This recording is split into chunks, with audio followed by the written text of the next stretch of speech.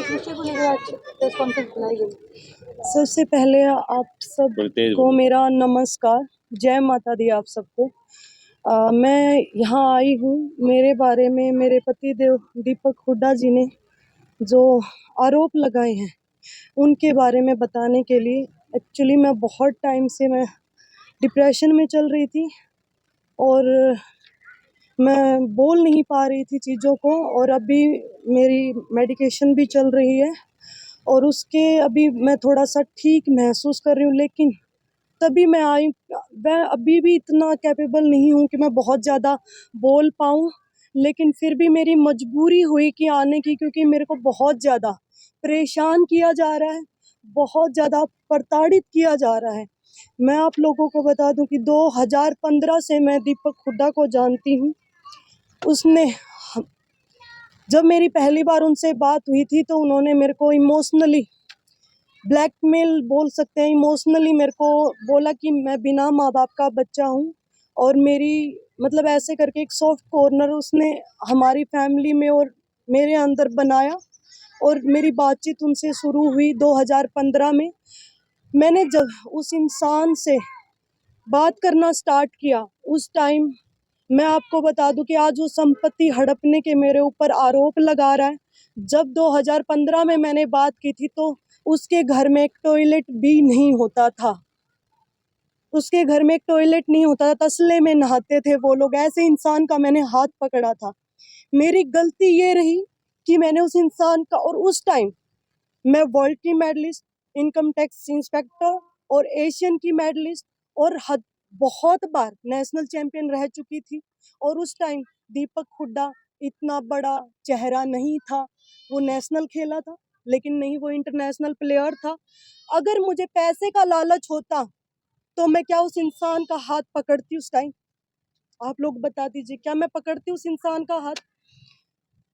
उस इंसान के ने हमारे दिलों में सिंपैथी गेन की।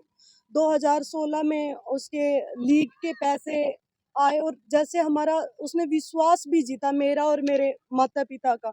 हम उस पर ब्लाइंडली फेथ करते थे, क्योंकि मेरे मम्मी पापा को वो ऐसे बोलता, मेरा माँ बाप नहीं है तो आप ही मेरे माँ बाप हो।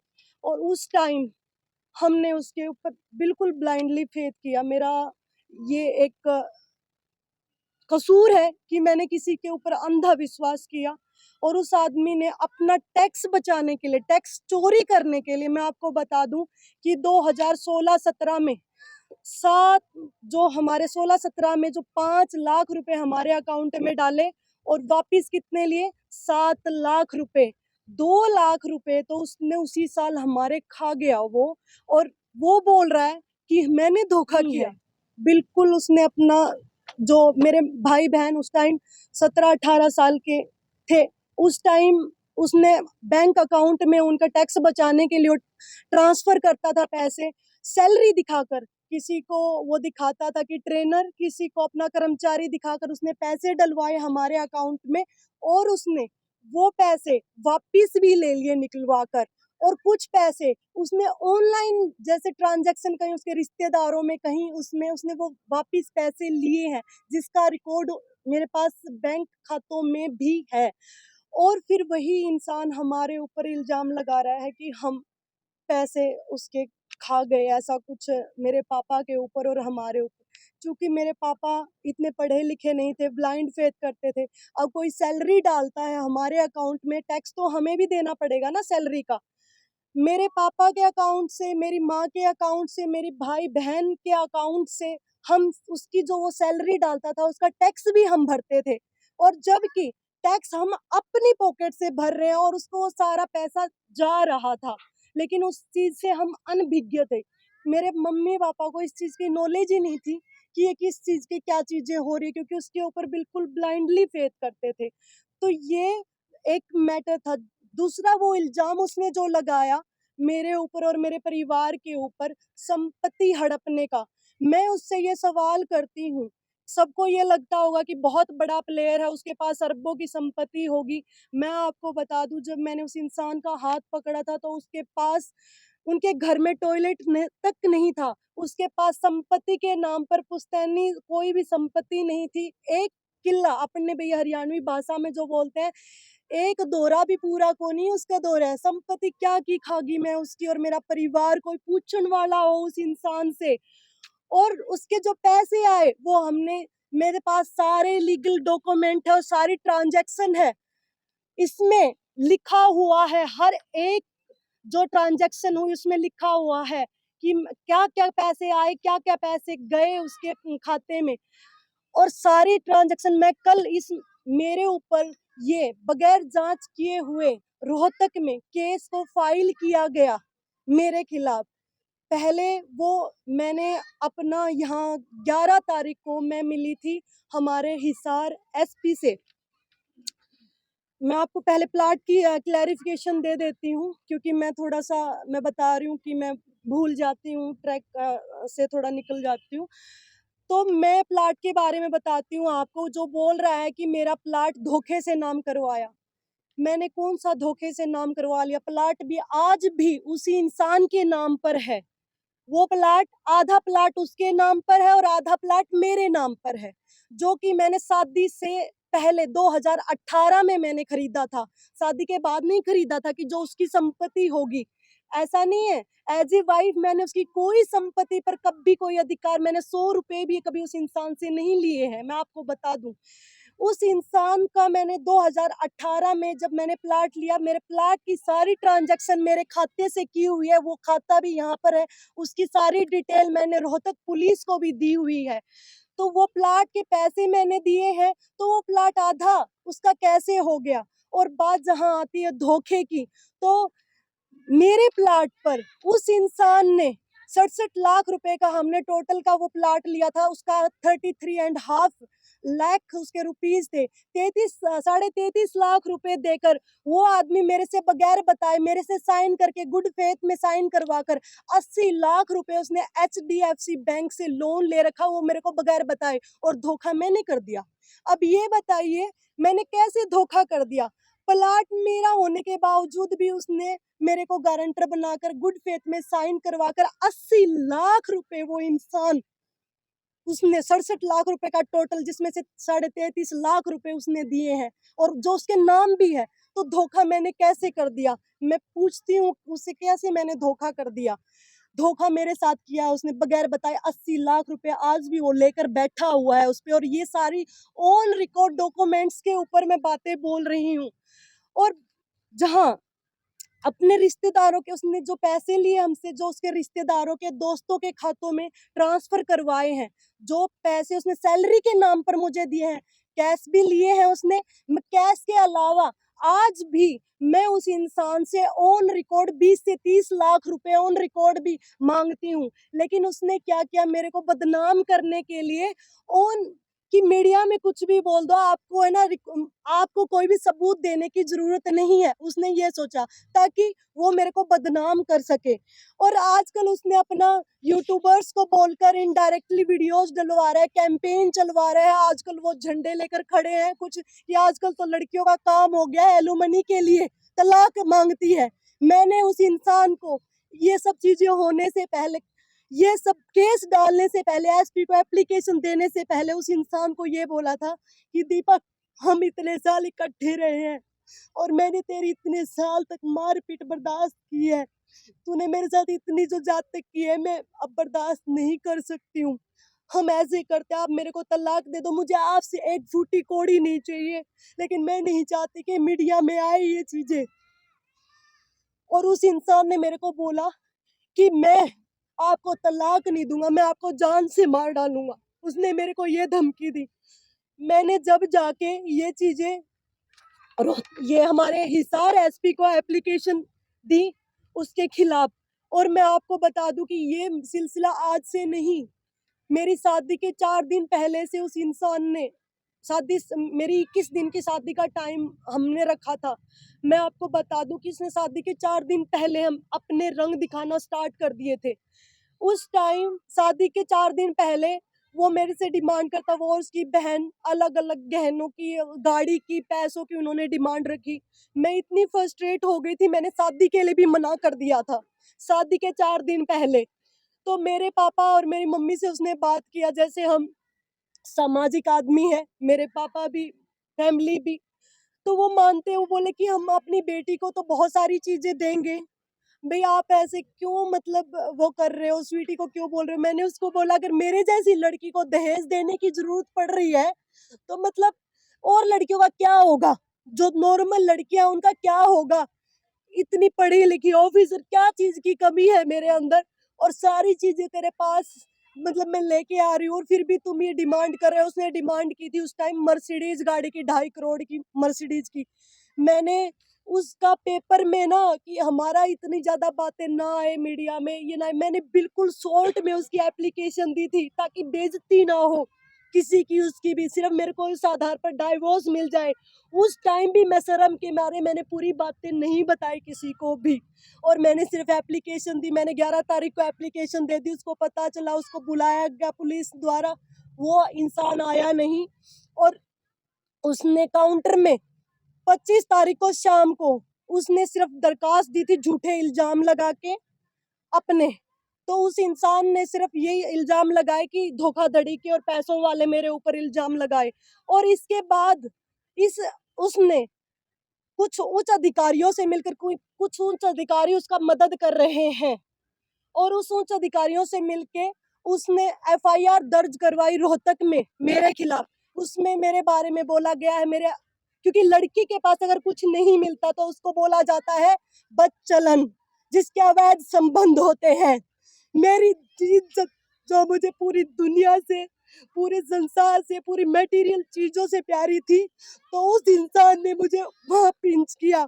उसको पता था कि मेरे को पैसे से कोई फर्क नहीं पड़ता, मेरे को किसी चीज से, कोई मटेरियल चीजों से फर्क नहीं पड़ता, मुझे तोड़ा जा सकता है तो सिर्फ और सिर्फ मेरे कैरेक्टर के बारे में बोल के और मेरे परिवार के बारे में बोल के। तो उसने मेरे परिवार के ऊपर झूठे आरोप लगाए, मेरे परिवार के बारे में, मेरी बहन के बारे में बोला कि 2 बैग मेरी बहन भर के घर से लेके गई, और मैंने चाकू से उसका सिर फोड़ दिया, चाकू से उसका सिर फोड़ दिया। कंप्लेन में उसने ये चीज लिखवाई है, सोते सोते। मैं पागल हूँ जो मैं चाकू से उसका सिर फोड़ दूं? चाकू से या तो घाव होते हैं, और कहाँ वो मेडिकल है, कहा वो पुलिस ने झूठी जो एफआईआर जो दर्ज की है। कोई भी अगर किसी से पैसे मांगता है तो रिकवरी सूट के लिए डाला जाता है, लेकिन उसने कुछ नहीं किया। पुलिस ने मेरे खिलाफ एफआईआर दर्ज की, मैं गुनहगार नहीं थी, मैंने सारी ट्रांजैक्शन भी दे दी, फिर भी 2 तारीख को पुलिस ने वो एफआईआर दर्ज की। उसमें जो पहले एप्लीकेशन दी थी उसको चेंज करके, उसमें चीजों को, बहुत चीजों को ऐड करके मेरे परिवार के खिलाफ और मेरे खिलाफ ऐड करके वो चीजें उन्होंने उसमें डाली, और फिर वो एफआईआर बनाई ताकि वो मेरे ऊपर दबाव बना सके, और ताकि मैं आगे जाऊं कि उसको तलाक ना दूं, और मैं पूरी जिंदगी उस घटिया राक्षस से मैं पिटती रहूं। मेरे साथ बहुत ज्यादा उस इंसान ने, वो शादी के 4 दिन पहले जो उसने गाड़ी की डिमांड की थी, उसके बाद मेरे पापा ने मेरे सामने इमोशनल होकर बोला कि बेटा 4 दिन रह गए, कार्ड बट चुके हैं, सारी चीजें हो चुकी है, अगर हम अब शादी को तोड़ेंगे तो बदनामी होगी हमारी। जबकि मैंने मना कर दिया था, उसके बावजूद उस इंसान ने दोबारा शादी के लिए मेरे पापा मान के गाड़ी फॉर्च्यूनर देने के लिए उसको गाड़ी भी दी और सारी चीजें भी दी उसको, मेरे परिवार ने मजबूरन। और फिर भी उसको और उसकी बहन को सब्र नहीं आया। कौन से, मैंने एफआईआर में तो सिर्फ ये लिखवाया है कि उसने गाड़ी एक मांगी। मेरी ननंद ने मेरे पास, मैं बता दूं, मेरी ननंद ने किस, उसमें समाज में भी कोई ननंद के लिए गाड़ी नहीं देता अलग से, वो मेरे उसके लिए भी मुझे टॉर्चर करती थी, क्योंकि एफआईआर में मैंने सिर्फ मेरे पति को ज्यादा मेंशन किया था, क्योंकि मुझे किसी को बदनाम नहीं करना था, मुझे सिर्फ डाइवोर्स लेना था, सिर्फ इसलिए मैंने बहुत लिमिटेड चीजें उसमें मेंशन की थी। वो मेरे को टॉर्चर करती, दिन में 1.5 महीने मेरी शादी को हो गए थे, 1.5 महीने बाद मैं इतनी परेशान हो चुकी थी, मैं छोड़ के अपना मैं कैंप में चली गई। उसके बाद मैंने उसको ब्लॉक, वो बहुत फोन पर भी टॉर्चर करता था, आके भी टॉर्चर करता था, और आके मैंने उसको ब्लॉक कर दिया। मेरा जब एशियन चैंपियनशिप में खेलने की, मेरा जब गोल्ड मेडल आया तो सबसे पहले वो इंसान एयरपोर्ट पर मिला, लेकिन उसको ये पता कि मैं दुनिया के सामने में कुछ नहीं बोल सकती। वो इंसान वहां ये दिखा रहा कि वो मैं इतना सपोर्ट करता हूँ। मुझे पता है कि उसने क्या चीज मेरे साथ की और क्या वो कर रहे हैं। वहां पे जाके इसके बाद बात आती है, जैसे हम आ रहे थे अभी चुनाव से पहले की, चुनाव से पहले जैसे इसकी ये हर रोज की बातें बढ़ती गई। मैं दूर रहती, मैं कैंप में रहती थी, सारी चीजें। अब चुनाव से पहले हम चंडीगढ़ से सीएम साहब से मिलके आ रहे थे, हम गाड़ी में थे और हमारी इतनी बातें मतलब जैसे वो मेरे को टॉर्चर करता था, सारी चीजें होती थी मेरे से लिए असहनीय हो गया था। आते टाइम उसने गाड़ी में भी मेरे साथ मारपीट की। जो सबूत मैंने अपने, जो हिसार पुलिस है उसको भी सारे सबूत दिए हुए हैं मेरे साथ मारपीट होने के भी। उसने मेरा गला दबाया और मेरे को मारने की वहां कोशिश की। मैं उसके उसमें भी मैं भीख मांग रही हूँ कि मुझे छोड़ दे। तुम इसलिए मेरे को टॉर्चर कर रहे हो कि मैं शर्म के मारे, मेरी माँ बाप की इज्जत के मारे तेरे से भी मैं डाइवोर्स नहीं ले सकती, इसलिए तुम मेरे को इतना ज्यादा टॉर्चर कर रहे हो। तो फिर उसने मेरे को छोड़ा नहीं और मेरे को वो टॉर्चर करता रहा। फिर उसके बाद जैसे मेरे मामा जी आते, वो एकदम से बातें बदल जाता है और वो फिर मेरे को दबाव बनाता है। वो ऐसा इंसान है, बोलते बोलते एकदम से चेंज हो जाता है, इतना साइको आदमी है वो। मुझे पता है कि एक बार जब उसको रोने के लिए बोल दिया जाए, जब भी वो रो देगा। जब उसको उसे रोते रोते हंसने के लिए बोल दे, रो के हंसता रहता है। मेरे को मार मार के वो आदमी हंसता था। मुझे नहीं पता, मुझे नहीं लगता कि कोई नॉर्मल इंसान किसी को दर्द दे के खुश होता होगा। मुझे नहीं लगता कोई, क्योंकि नॉर्मल इंसान किसी के दुख में दुखी होता है, सुखी नहीं होता है, हंसता नहीं है। वो मेरे को मार मार के हंसता था। तो चुनाव से पहले जो चंडीगढ़ से हम आ रहे थे, उसने मारपीट की। मैंने जाने से घर वालों को सख्त मना कर दिया था। और मैं आपको बता दूं, उससे पहले 2022 में मैंने सुसाइड अटेम्प्ट किया था उस इंसान से, इतनी परेशान होकर। और उसके बावजूद भी फिर भी मैं उस इंसान के साथ रही, क्योंकि मेरे घर वालों का दबाव इतना ज्यादा था मेरे ऊपर कि मेरे घर वाले भी ये बोलते थे, कोई नहीं बेटा बसा ले, कोई नहीं, आदमी सुधर जाते हैं, नहीं वो होगा, कोई बात नहीं बेटा। पंचायतें हुई, हजारों पंचायतें हुई हमारी, और उन पंचायतों में हमेशा मेरे को बोला जाता था कि मैं ना बोलूं। मैं चुप भी रही। मैंने उसके जुल्मों के खिलाफ आवाज उठाना भी बंद कर दिया। मैं बैठकर कोने में मैं माता रानी का नाम लेती रहती ना, तब भी वो इंसान मुझे छोड़ता नहीं था, तब भी मुझे बुरे तरीके से मारता था। एक चाय पीती थी ना, उससे आवाज आ जाती, जब भी वो इंसान मुझे बुरे तरीके से मारता था। वो ऐसा इंसान, मुझे नहीं लगता कि कोई नॉर्मल इंसान ऐसे किसी के साथ जाती कर सकता है। ये सब चीजें मैं बर्दाश्त करती रही, ये और मेरी बर्दाश्त की सब चीजें बाहर हो गई। इलेक्शन के बाद अभी 27 तारीख को भी, और उससे पहले मारपीट मेरे साथ हुई, तो मैं सब चीजों से मैंने सुसाइड अटेम्प्ट किया और उसमें मैं बच गई। और मेरे घर वालों ने मेरे को बोला कि अगर तू मर गई तो हमारे पास अब क्या है। तो उन्होंने बोला कि कोई नहीं बेटा, तू छोड़ दे, अब हम तेरे को कुछ नहीं कहेंगे। इलेक्शन से पहले मेरे घर वालों ने मेरे को ये बोलकर भेजा था कि अब उन्होंने, उसके दोस्तों ने और उसने और जो पंचायती जो आदमी थे, उन्होंने मेरे को विश्वास दिलाया कि ये तेरे साथ मारपीट नहीं करेगा। उन्होंने विश्वास दिलाया और बोले अगर मारपीट की तो मैं तुम्हें डाइवोर्स म्यूचुअल कंसेंट से दे दूंगा। उसने ये बात की, हाँ भरी, तो मैं उसके साथ मैं गई। लेकिन वो बिल्कुल भी सुधार में नहीं आया वो इंसान, उसने वही रवैया रखा। और मैंने दोबारा जब सुसाइड के लिए अटेम्प्ट किया, उस टाइम मेरे घर वाले भी टूट गए। लेकिन मैंने ये चीजें कभी किसी को नहीं बताई, क्योंकि किसको मैं बताऊं, अगर बताऊंगी तो इसमें उसको ये लगता रहा कि ये थाने में जाएगी नहीं, पंचायतें होगी तो पंचायतों में बस तुम ड्रामे करना कि माफी मांग लेना, माफी मांगने के बाद तेरे को बार बार ये भेजते रहेंगे और ये इज्जत के मारे थाने में नहीं जाएंगे। तो उस इंसान ने, उसके लिए मैंने 11 तारीख को हमारे एसपी हिसार को बोला, सर मुझे इस इंसान के साथ नहीं रहना है, मुझे इससे एक फूटी कौड़ी नहीं चाहिए, मुझे चाहिए तो इससे एक तलाक, और जो मेरा सामान है, मुझे सिर्फ मेरा सामान चाहिए, मुझे इससे कुछ भी नहीं चाहिए। जो मैं लेके गई हूँ। वो सामान की मैंने लिस्ट भी आधी दी हुई है, मैंने वो भी पूरा नहीं दिया हुआ, मैं आपको बता दूँ। मैंने सिर्फ़ ये चीज़ बोली और मेरे को 1.5 महीना हो गया। मेरी इसके ऊपर कोई कार्रवाई नहीं हुई।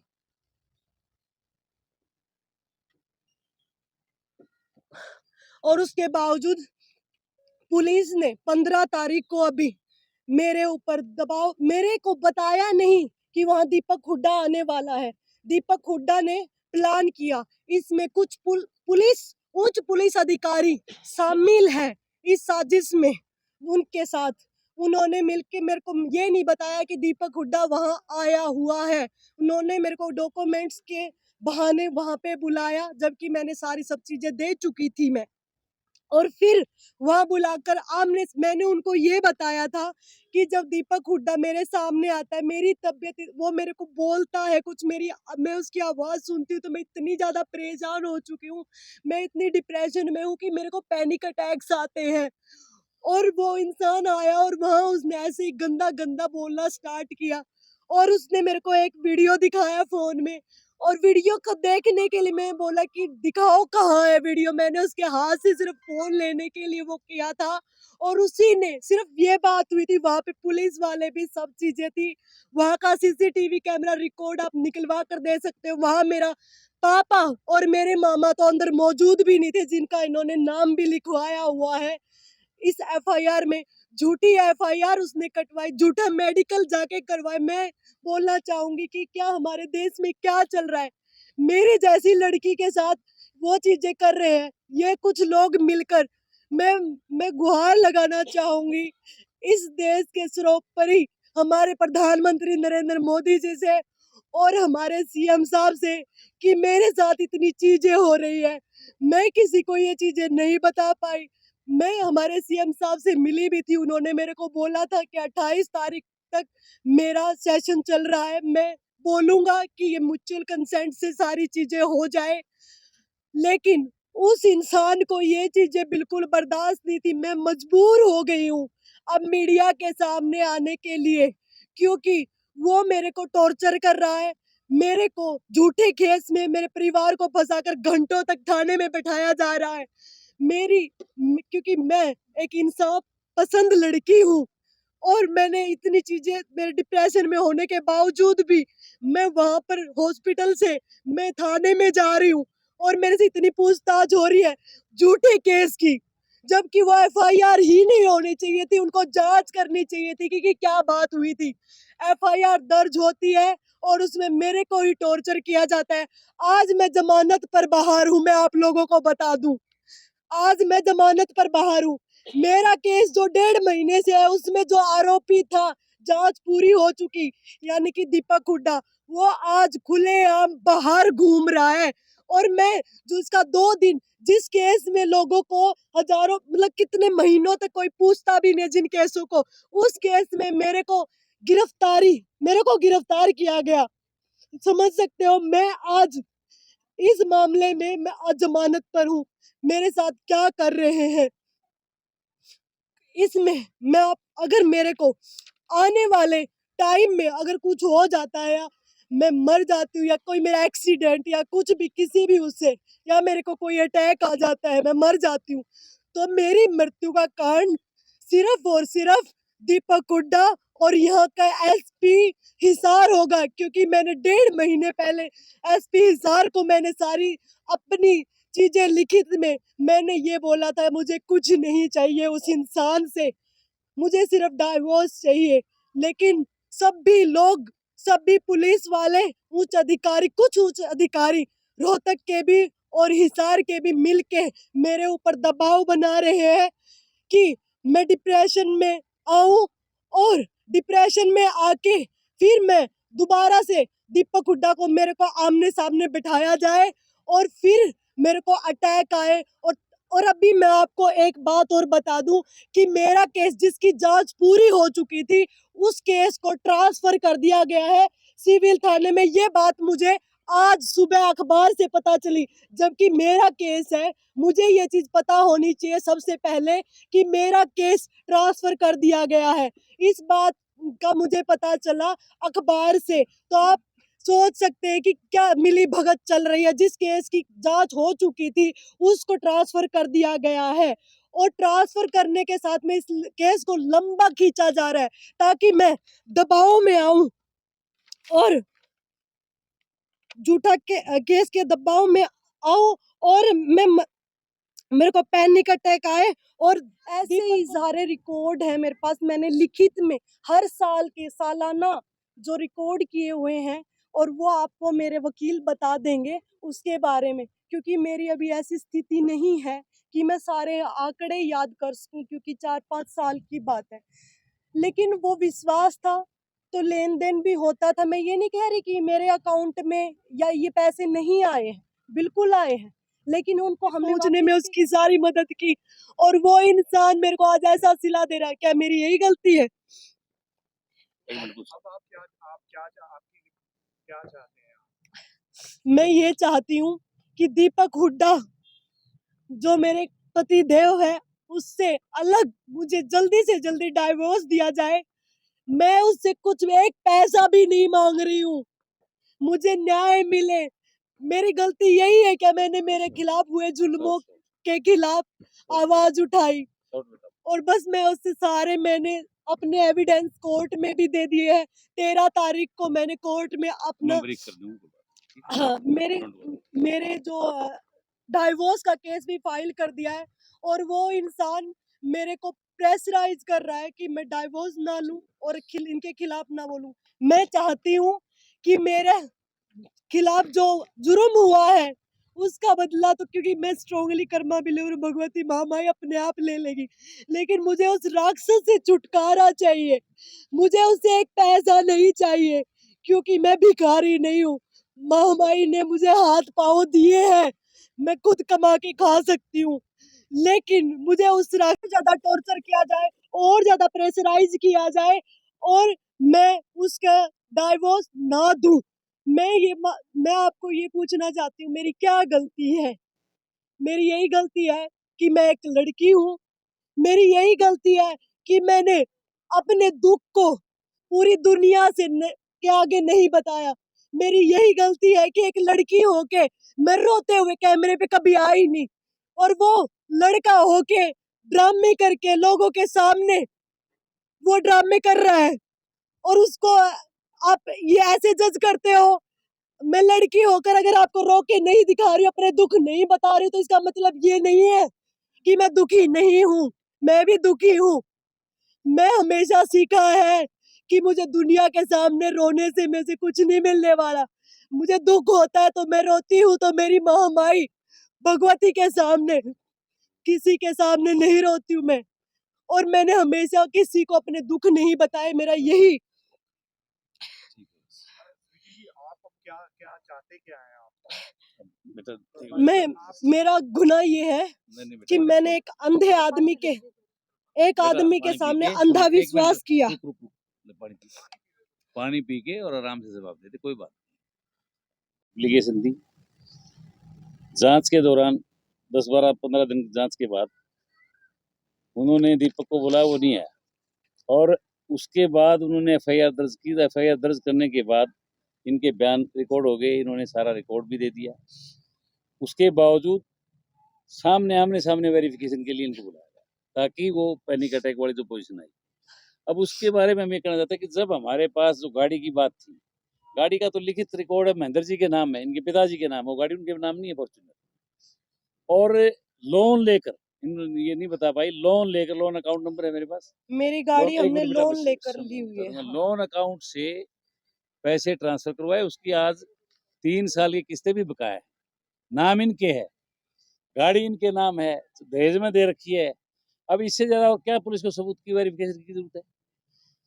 ज्वेलरी की बात थी, जो सतरी धन के अलावा, चलो वो जो इनका है, इनके पास है, उनके पास है, मैं कोई हम गलत एलिगेशन नहीं लगा, लेकिन जो उनको हमने दिया है उसकी सारी ज्वेलरी की रसीद मेरे पास है, A से Z पक्की रसीद। ये नहीं कि कोई मैं सुना रही कोई वैसी पर्ची की बात कर रहा हूँ।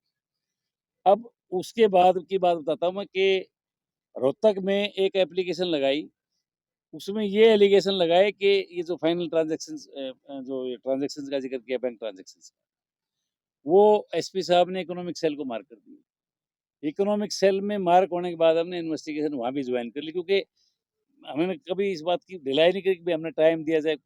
इन्वेस्टिगेशन ज्वाइन करके और पूरे रिकॉर्ड 500 के बैंक खाते, और ये जो ITR आप देख रहे हो ना, ये दीपक की पैन नंबर की है, सारी ईयर वाइज है जो इन्होंने दिखाई। और वो RTGS के माध्यम से कोई पेमेंट है या बैंक से कोई माध्यम से पेमेंट है, उनके अंदर एक बताए मुझे कि भाई कौन सी धाराएं लगती है, लेकिन चलो उसने इकोनॉमिक सेल ने ऐसा कुछ नहीं किया। बट क्या हुआ कि उससे कोई धाराएं नहीं बनती थी, तो एक नई प्लानिंग के तहत सब्जी मंडी थाना है रोहतक में, वहाँ एप्लीकेशन दी, उसमें 4-5 एलिगेशन एडिशन कर दिए। एडिशन का मतलब एक तो चोरी का एलिगेशन लगा दिया, पत्नी पे चोरी का एलिगेशन कभी आपने सुना आज तक? उस घर की मालिक है और उसके ऊपर उसका पति चोरी का आरोप क्या लगा रहा है कि उसकी बहन 2 बैग ले आई, बिना इजाजत के आई और 2 बैग भर के लेके, बैगों में क्या सामान है कोई कोई उसका विवरण नहीं है। चाकू मारने की बात कही, उसमें कोई डेट नहीं, कब चाकू मारा गया, कब सिर फोड़ा गया। अब मेडिकल एविडेंस तो कोई है नहीं। अब यहाँ मेडिकल एविडेंस के बगैर ही सीधा सीधी ये बयान देने गई है, पुलिस इंटरप्ट नहीं कर पा रही उसको भी, आप क्यों बोल रहे हो, मैं अगर आपके सामने मुताबिक हो रहा हूँ तो आप कम से कम दूसरा आदमी बोलेगा तो वो बात नहीं क्लियर हो पाएगी। वो आदमी एलिगेशन लगाने के लिए उसको ये पता है कि किस चीज से जाके उसमें जाती, क्योंकि अब ये तो साइन कर रही है, उसने यूं उसमें दिखाई दे रहा, मैं because I was there, statement में करवा रहा था वहाँ, तो उनको बताया गया कि ये बात है, भाई इनको पैनिक अटैक आता है मैडम, वो उनको नहीं रोक पाई। और मेन वाइल इन्होंने जैसे उसने कोई वीडियो दिखाने की कोशिश की, पता नहीं, मैंने कहा भी अगर आपके पास है ये गंदी है, आपने ये इल्जाम लगाया ना कि ये इलिसिट रिलेशंस में है, तो अब तलाक ले लो, हमने तलाक फाइल कर दिया, बयान दो, ले लो। आप अगर ऐसी गंदी लड़की है तो आप उसके साथ क्यों रहना चाहते हो, क्यों घर बसाना चाहते हो? बट कोई उस पर बात नहीं, और वो उसमें देखा फिर इनको अटैक आ गया, पूरी आधे घंटे तक पुलिस वाले जो है ना, उसके पास किसी भी, उसने जो इल्जाम लगाए हैं उसका किसी चीज का उसके पास कोई सबूत नहीं है। मारने पीटने का जो उसने, चाकू से कोई किसी का सिर फोड़ेगा क्या? चाकू से तो घाव होते हैं। नहीं उसके पास मेडिकल एविडेंस है, और जो उसने मेरे ऊपर जो इल्जाम लगा रहा है उसका कोई भी, उसके पास किसी भी चीज का जो उसने FIR में दर्ज करवाया उसके पास कोई भी एविडेंस नहीं है, डेट तक मेंशन नहीं है और कब फिर हुआ। भी उसकी FIR दर्ज हुई, फिर भी उसकी एक मिनट FIR सुनो दर्ज आप, हुई। बिकॉज ऑफ दैट मैं बीच में बात इंटरप्ट हो जाएगी, क्यों मैं लीगल बात बता रहा हूँ आपको, क्यों उन्होंने FIR दर्ज का क्या बहाना बनाया। ये जो चोरी वाली जो मैं बात कर रहा हूँ 305 एक गाइडलाइंस है कि जहाँ पे 420 420 के केसेस है ना, उसमें सुप्रीम कोर्ट की गाइडलाइन के बगैर इंक्वायरी के वो केस दर्ज नहीं कर सकते। अब उसमें इंक्वायरी की तो लंबा प्रोसेस चाहिए, और उनके पास रिकॉर्ड था, उनको पता था इसमें बैंक ट्रांजेक्शन है, तो इन्होंने चोरी के आरोप के साथ वो धाराएं जोड़ दी और उसके साथ साथ 506 भी लगा दी। तो कहने का मतलब मेरा ये हुआ कि देखो कितनी वाइजली काम हो रहा है, और इनकी गाड़ी के पक्के सबूत में आप लोग देखना चाहें, प्लॉट के देखना है, प्लॉट की बात देख लीजिए, प्लॉट के एलिगेशन लगाए, प्लॉट जो है 2017 में इन्होंने खरीदा था, 20 लाख की पेमेंट कर दी, 67 का टोटल खरीदा, 50% बैंक ट्रांजेक्शन हैं कोई, और फिर रजिस्ट्री में कौन उपस्थित हुआ है, रजिस्ट्री में वही हुआ है, रजिस्ट्री में ये नहीं गई, रजिस्ट्री में भी वो तहसील में रजिस्टर होगा, और वो कह रहा है मेरा नाम इन किसी तरह से, मेरे नाम सरकारी विभाग में अपने आप नाम करवा लिया, अपने नाम करवा, कैसे हो सकता है? आप साहब जानते हैं कि गवर्नमेंट में रजिस्ट्री हो सकती है ऐसे, या हुडा में कोई जाके, मैं भी इतनी साल रहा हूँ हुडा में, कोई ये कह सकता है कि हुडा में बगैर पेमेंट दिए, बगैर कोई डॉक्यूमेंट्स दिए, बगैर कोई TP के, बगैर हियरिंग के प्लॉट किसी का नाम हो जाएगा? और वो भी हाउ आधा इट कैन करवाए। पॉसिबल? और वो भी आधा, और फिर उसी प्लॉट पे कहाँ से लोन लिया उसने? पानीपत से, और एड्रेस कहाँ का दिया? जयपुर का। ये है मेरे पास लोन अकाउंट से 79 लैक्स उनके अकेले, एक तो ज्वाइंट अकाउंट में जाते, ज्वाइंट अकाउंट में नहीं गए, उनके अकाउंट में गई। अब ठग लिया हमने प्लॉट, मतलब हाउ इट कैन पॉसिबल? कोई पूछने वाला नहीं है ना, कोई पूरे। चीज पूछना हाँ चाहूंगी, बोलिए। शादी से पहले ही दीदी आपने बताया कि आपकी प्रॉब्लम क्रिएट हो गई थी, तो इतनी इन्वेस्टमेंट आप बता रहे कि आपने करी है, तो वो आपने क्यों करी? पहले नहीं सोचा समझा कि भाई बाद में जाके रिश्ता बिगड़ भी सकता है, जो अब हालात शादी बने के हुए 4 हैं। दिन पहले मैंने बताया, 4 दिन पहले मैंने बताया था जब उन्होंने वो डिमांड की।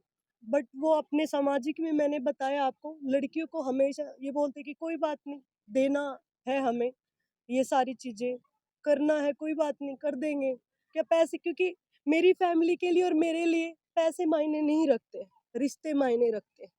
खुश हो जाएगा तो कोई बात नहीं, हम दे देते हैं। ये कोई चीज़ें नहीं है, पैसे कोई मायने नहीं रखते, अगर इंसान खुश बस हो बेटा तो समझ गया अब ज्यादा इतनी 2015 से आप लंबी जानते हो, लेक्चर 2022 में आपने शादी करी।